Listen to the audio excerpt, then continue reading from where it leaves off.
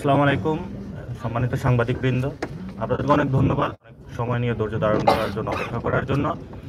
আমরা একটি স্বাধীন ইসি প্রতিষ্ঠার জন্য দীর্ঘদিন লড়াই করে যাচ্ছি। এর মধ্যেই আপনারা জেনেছেন যে ইসির যে তালিকা লিস্টগুলো রয়েছে, যে প্রতীকগুলো নির্ধারণ করে থাকে তারা, সেটা সংশোধনের জন্য আমরা ফাইট করে যাচ্ছি। এখানে অযাচিত কিছু প্রতীক তারা আগে অ্যানলিস্ট করেছিল, ইতিমধ্যেই তারা বেগুন, খাটকলা এগুলো বাদ দিয়েছে এবং নতুন কিছু প্রতীক তারা অন্তর্ভুক্ত করেছে। সেখানে আমরা একটা প্রতীক দেখতে পেয়েছি, শাপলা কলি নামে একটা প্রতীক রয়েছে। আমরা আজকে আমাদের পছন্দের তালিকা প্রথমে রেখেছি শাপলা, দ্বিতীয়ত রেখেছি হলো সাদা শাপলা, তৃতীয় রেখেছি হলো শাপলা কলি। অর্থাৎ আমাদের প্রার্থিত প্রতীকের মধ্যে যদি কোনো অন্য দল আবার এটার জন্য আবেদন করে, তাহলে শাপলা কলি নিয়ে একটা সিমিলারিটিস তৈরি হবে। সেই জন্য হলো আমরা এটা আবেদনের মধ্যে আজকে দিয়ে রেখেছি। তবে আমাদের পছন্দের প্রথম জায়গাটা আমরা রেখেছি শাপলা, দ্বিতীয় রেখেছি সাদা শাপলা, তৃতীয় রেখেছি শাপলা কলি। এবং নির্বাচন কমিশন হলো খুব ধীরগতিতে তারা চলাফেরা করছে। আমাদের অনেক আগে আমরা অ্যাপ্লাই করেছিলাম, এই পর্যন্ত এটাকে তারা কোনো সমাধান করতে পারে নাই। তো আমরা তাদের কাছে আহ্বান জানিয়েছিলাম দ্রুত গতিতে এই বিষয়ে সমাধান করে। আমরা ইলেকশনের ডামাডোল অলরেডি বাংলাদেশে শুরু হয়েছে। আমরা ইলেকশনের ফেজের মধ্যে যেতে চাই এবং ফেব্রুয়ারি ইলেকশনটা যাতে সুন্দরভাবে বাস্তবায়ন হয় আমরা অংশগ্রহণ করতে চাই। সেই জায়গাতে জাতীয় যে স্বার্থ রয়েছে, ওভারঅল রাজনীতির যে পরিস্থিতি রয়েছে দেশবাসীর মধ্যে, আমরা শাপলা কলি নিয়েও কিছু পজিটিভ সাড়া পেয়েছি। এবং এটা শাপলায় ছিল, শাপলার চেয়ে আরও এক ধাপ এগিয়ে হলো শাপলা কলিও এসেছে, অর্থাৎ শাপলাও আছে, কলিও আছে। তো সেই জায়গাতে নির্বাচন কমিশন আমরা যতটুকু চিন্তা করেছি তারা এক ধাপ একটু বেড়ে চিন্তা করে সেখানে কলি, শাপলা এবং কলি অন্তর্ভুক্তি করেছে।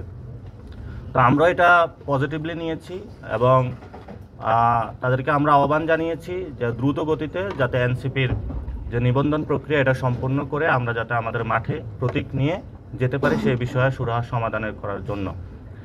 এবং আগামীতে ইনশাল্লাহ ধানের শীষ এবং শাপলাকলির হাড্ডাহাড্ডি লড়াই হবে সেটা। এবং সেখানে আপনারা দেখেছেন যে ধানের শীষ এবং কলি দুইটার মধ্যে ইনশাল্লাহ হাড্ডাহাড্ডি লড়াই হবে। এবং বাংলাদেশকে যে বহুদলীয় গণতন্ত্র থেকে বের করে, যেটা 72 সালে পরে হয়েছিল, বাকশাল কায়েম করা হয়েছিল, বর্তমানে বহুদলীয় গণতন্ত্রের বিপরীতে গিয়ে বাংলাদেশে একটি দল একদলীয় গণতন্ত্রের নামে একদলীয় শাসন ব্যবস্থা করার প্রচেষ্টা চালাচ্ছে।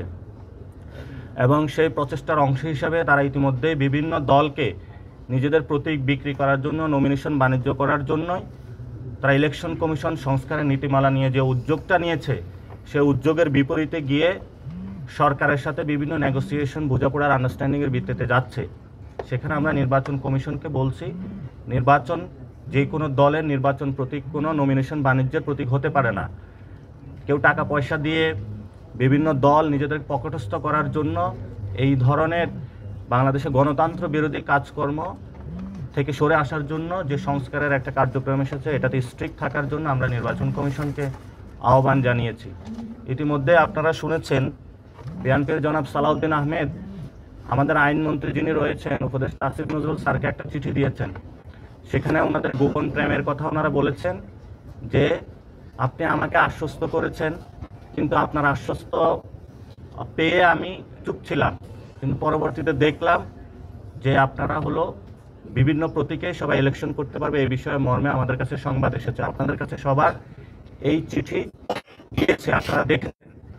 আমরা আইন মন্ত্রণালয়ে যিনি রয়েছেন এবং বিভিন্ন রাজনৈতিক দলে যারা ব্যক্তিবর্গ রয়েছেন, আপনাকে রাষ্ট্র হলো নিজেদের গোপন প্রেমের কারখানা বানাবেন না। এর জন্য আমরা তাদের কাছে আহ্বান জানাবো, যেই কাজটা হলো আইন মন্ত্রণালয় থেকে হয়েছে, এটা বাংলাদেশে একটা নজিরবিহীন ঘটনা। আমরা প্রধান উপদেষ্টাকে জানাবো যে আপনার উপদেষ্টা মণ্ডলী যারা রয়েছেন তারা যদি বিভিন্ন দলের সাথে এই ধরনের গোপন প্রেম করে থাকে, তাহলে বাংলাদেশের গণতন্ত্রের যে যাত্রা সেটা ব্যাহত হবে। গণতন্ত্র যাত্রার দিকে আমরা আপনাদেরকে আহ্বান জানাবো সুসংহত ওয়েতে সামনে যাওয়ার জন্য।